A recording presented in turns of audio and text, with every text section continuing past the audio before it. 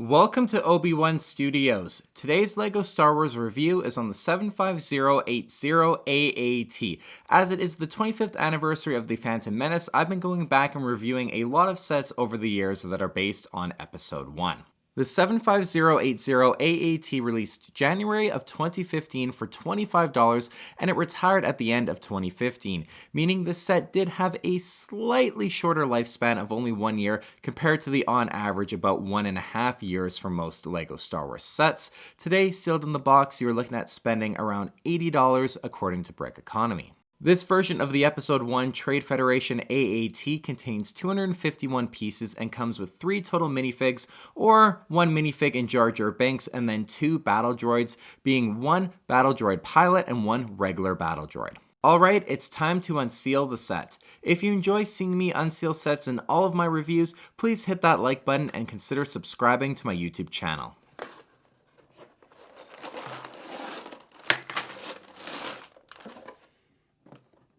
Inside the box, we have the instructions manual, 3 numbered bags, and 1 2x16 plate. There is no sticker sheet in this build, and spoiler alert, I think that is a little bit of a downside when it comes to this set. Starting off with our minifigures first, we have Jar Jar Binks. This is the exact same Jar Jar Binks that we got in the 2011 Battle of Naboo set and the 2012 Gungan subset, so at the time of release, he was starting to get a little old. I do like Jar Jar's head mold and the print on it. I just think everything looks good as far as this piece is concerned. The body print I think also looks really great too, and there is a subtle back print that you don't really notice with his ears covering it, but it's a nice addition that I do really appreciate. The shield for Jar Jar looks really awesome with the printing on it, and he also comes with an Atla with a Booma on the end, which is just a nice touch in terms of his weaponry. Overall, I think this is just a solid Episode 1 Jar Jar minifig. Next, we have our Battle Droid Pilot. I generally like these Pilot Battle Droids. The blue color always looks very sharp in contrast with the tan. My only issue, and I'll say this every review, is the tan printing doesn't look super good on the blue body since it is just darker than the actual tan color of the rest of the droid. Otherwise, it's great to add another droid pilot to your army with this set.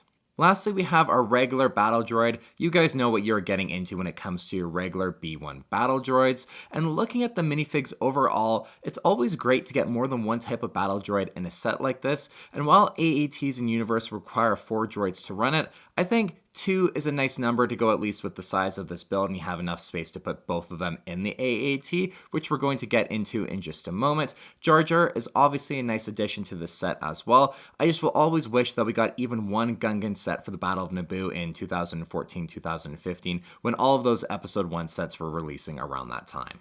Taking a look at our AAT build now, and man, this thing is small. I was actually surprised with how small it was when I had built it. The trend of downscaling LEGO Star Wars sets is one that I'm not a fan of personally, and this AAT certainly does suffer from it.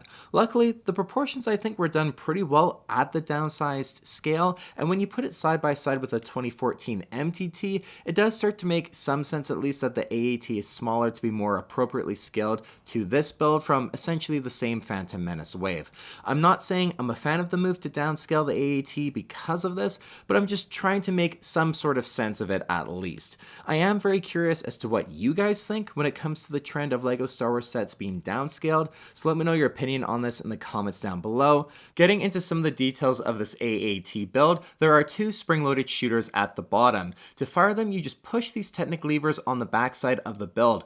Overall, it's just integrated so nicely into the design, and they aren't super noticeable. You don't have missiles sticking out of the back of the AAT, and this goes just such a long way to when I'm thinking about how good a build is. When you can have these play features that also don't ruin the display factor of a build, that's just a major positive. I do like these larger curved pieces that are used to create the shape of the front armor of the tank. I just think they work well for creating the shape of this front section at the scale of this AAT build. However, I do think there is some much needed printing or sticker detailing for the launch tubes. It just would have made the front of the set look so much better and have added in a bit of much needed detail.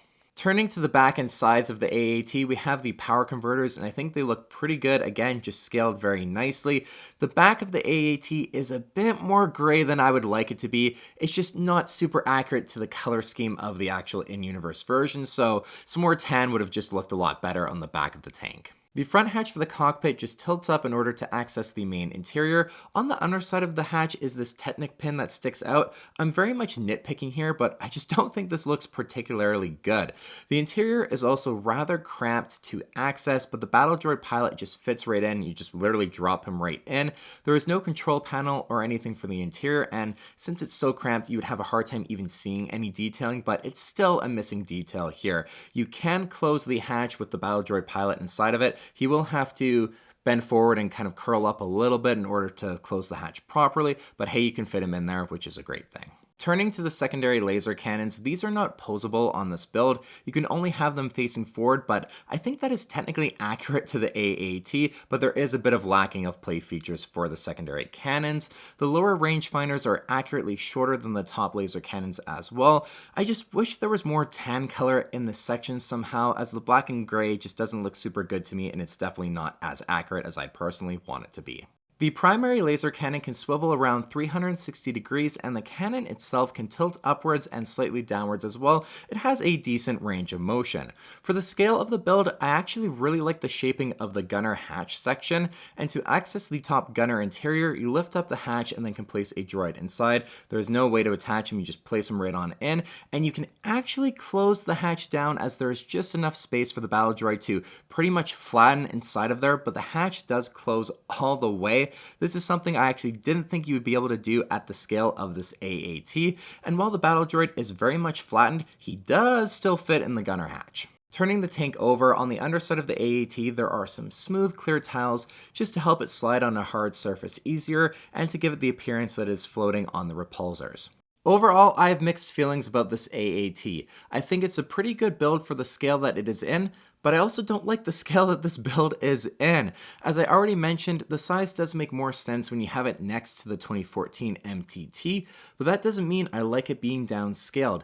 If anything, that MTT should have been a bigger build, and then the AAT and even the 2015 PAC Battle Droid Troop Carrier both would have looked better next to it at a bigger size also. When it comes to the minifigs, there isn't much to write home about. It's just what you would expect for a $25 Trade Federation Battle of Naboo set. Maybe at that initial price point, one more battle droid would have just been nice to have gotten in the set to make it an even better droid army builder. I also think the set could have used stickers for the front launch tubes as well as for some sort of interior detailing. The AAT just does look a tad plain as it stands. I really wish we were getting an Episode 1 AAT for the 25th anniversary of the Phantom Menace. That is a big miss on LEGO's end in my opinion because we are just so due for an upgraded version of the set. But as always, let me know your thoughts on the set in the comments down below. If you enjoyed this review, please leave a like and consider subscribing to my YouTube channel. And also don't forget to check out my YouTube channel for more LEGO Star Wars reviews. Thank you so much for watching.